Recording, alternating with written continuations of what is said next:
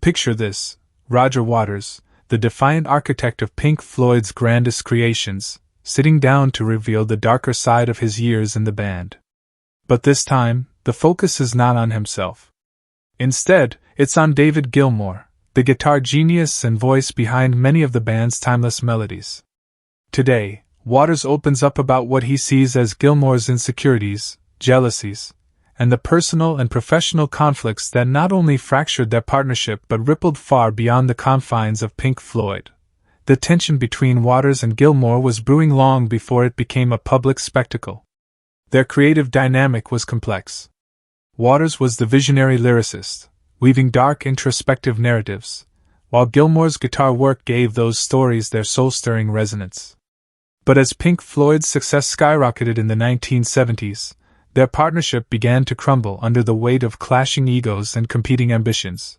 During the recording of The Wall in 1979, the cracks became undeniable.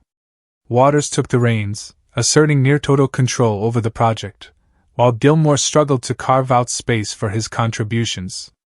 The result was a tense, hostile environment where every decision felt like a battle. Waters saw Gilmour's reluctance to embrace his vision as a lack of commitment, while Gilmour resented Waters' authoritarian approach. By the time the final cut was released in 1983, the two were barely speaking. For Gilmour, the bitterness wasn't just about music, it was personal. He reportedly felt overshadowed by Waters' towering presence in the band, and his growing resentment manifested in subtle, cutting ways, revisions to solos, last-minute changes to arrangements, and an ever-present tension that made collaboration nearly impossible. Gilmour's jealousy, as Waters portrays it, wasn't just limited to their time in the band. Even after Waters' departure in 1985, Gilmour seemed determined to prove that Pink Floyd could thrive without him. Albums like A Momentary Lapse of Reason and The Division Bell showcased Gilmour's melodic brilliance, but they were also met with criticism, often accused of lacking the depth and conceptual ambition that defined the band's earlier work. For Waters, this was validation, proof that Pink Floyd needed his dark, cerebral touch to truly shine. Think of the frustration of being hailed as a guitar legend, yet constantly feeling as though your artistry is dismissed as secondary. Gilmour's post-Waters Pink Floyd became his way of asserting his legacy, but the shadow of their rivalry loomed large, with each success tainted by the unspoken question, could it ever measure up to what the band had achieved together? Gilmour's complicated history with Syd Barrett, the original frontman of Pink Floyd, adds another layer of drama to his story. When Barrett's mental health and substance abuse issues forced the band to part ways with him in 1968, Gilmour was brought in to fill the void. But this wasn't a seamless transition. Barrett, already spiraling, reportedly saw Gilmour as both a savior and a usurper, someone who was taking his place while trying to keep the band afloat. Years later, Gilmour expressed regret over how Barrett was treated, but their relationship remained strained. Barrett's descent into isolation and his eventual death in 2006 cast a long shadow over Gilmour, leaving him to grapple with the guilt of what might have been done differently. Outside the ethereal world of Pink Floyd, David Gilmour's reputation for meticulousness and an unwavering commitment to perfection often clashed with the creative rhythms of his peers. One such collision came in the late 1980s when Gilmour crossed paths with Ringo Starr. What should have been a harmonious collaboration between two legendary figures quickly turned into a creative battleground, highlighting the stark contrasts in their personalities and artistic philosophies. Picture this: Ringo Starr, the easygoing and laid-back drummer of the Beatles, known for his humor and instinctive musicality, walks into a studio expecting a fluid and relaxed creative environment. Across the room stands David Gilmour, a man whose precision and pursuit of excellence often left little room for spontaneity. What began as an exciting venture between two giants of rock devolved into a standoff between starkly opposing styles. Gilmour's approach to the project was nothing short of obsessive. Every note, every arrangement had to be meticulously constructed, polished, and perfected. For him, music was a craft that demanded discipline and control. Starr, on the other hand, embodied the spirit of improvisation, bringing a natural, unstructured energy to the table. But to Gilmour, this relaxed approach bordered on carelessness. Each rehearsal became a clash of egos, with Gilmour pushing for refinement and Starr advocating for spontaneity. The studio sessions grew increasingly tense. Gilmour's relentless pursuit of precision frustrated Starr, who felt stifled and micromanaged. To Starr, Gilmour's demands were not just overbearing, they were incompatible with the collaborative spirit he valued. Gilmour, in turn, saw Starr's casual demeanor as a lack of seriousness, a cavalier attitude that grated against his own disciplined work ethic. And heated exchanges became the norm, with either man willing to compromise on their vision. As their disagreements escalated, the collaboration began to unravel. The creative tension that might have fueled something extraordinary instead became a wedge that pushed them apart. By the time the project collapsed, it left both men disillusioned. Starr reportedly walked away feeling that Gilmour's rigidity had made the process unbearable, while Gilmour saw the experience as a reminder of the frustrations of working outside his carefully controlled environment. Though their conflict didn't spill into the public eye, its impact lingered.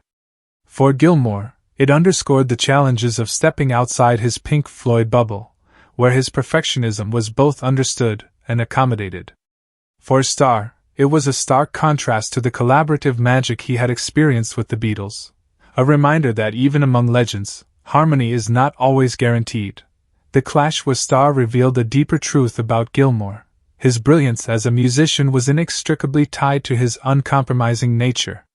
While this made him a master of his craft, it also isolated him from those who couldn't adapt to his demanding standards. In the end, the failed collaboration stood as a testament to the complexities of genius and the human tensions that even icons cannot escape. Beneath the spotlight and soaring guitar solos lay a personal life in turmoil, a reality that David Gilmour rarely allowed the world to see. His first marriage to Virginia Hazenbein, a union that began with hope and promise, slowly unraveled under the weight of his demanding career. Picture this: Gilmour immersed in the intricate production of an album, spending countless nights in the studio, while at home his wife and young children waited, feeling the emptiness left by his absence. For Gilmour, the pursuit of musical perfection was non-negotiable, but the cost was painfully high. The relentless cycle of touring and recording took its toll.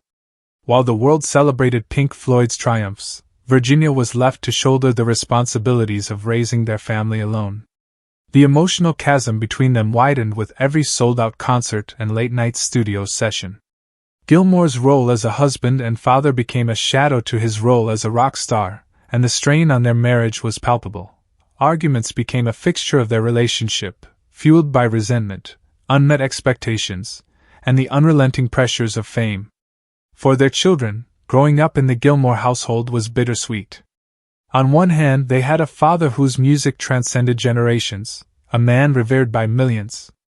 But on the other, they faced the challenges of being children of a man who was often absent, both physically and emotionally. Imagine the bittersweet feeling of pride mixed with longing, watching their father perform to adoring fans while knowing he might miss another milestone in their lives. The dissolution of Gilmour's marriage in the late 1980s marked a turning point. It wasn't just the end of a relationship. It was a reckoning for a man who had built his life around the pursuit of artistic greatness. The breakdown of his family forced him to confront the sacrifices he had made along the way. The quiet moments after the divorce were heavy with reflection, a chance to grapple with the question that had long haunted him: was the price of success worth it? Though Gilmour later remarried, finding solace and stability with his second wife Polly Sampson, the scars of his first marriage lingered. They were a reminder of the fragility of balance, of the fine line between ambition and neglect. Even as he built a new life, the weight of his past mistakes shaped his approach to both his family and his career. Gilmour's personal struggles were not unique among rock stars, but they revealed a stark contrast between the man on stage and the man behind closed doors. While fans saw a serene, introspective artist whose music seemed to flow effortlessly, his family experienced a man grappling with the consequences of his choices. His story is a poignant reminder that even the most iconic figures are not immune to the challenges of maintaining harmony between their public and private lives. Today, as Waters' revelations reignite the age-old debate over Pink Floyd's fractured history, Gilmour's legacy stands as a testament to both his genius and his humanity. He is a man whose guitar work has moved millions, yet whose journey has been marked by jealousy, conflict, and the weight of expectations that few could ever bear. From his battles with Waters to his uneasy relationship with Barrett, and even his clashes with Starr, Gilmour's story is one of brilliance tempered by strife. It's a reminder that even the most iconic figures in music are at their core profoundly human, driven by the same insecurities, ambitions, and struggles as the rest of us. And as the music world reflects on Waters' words, one thing is certain: the story of David Gilmour, like the music he helped create, will continue to captivate, inspire, and provoke debate for generations to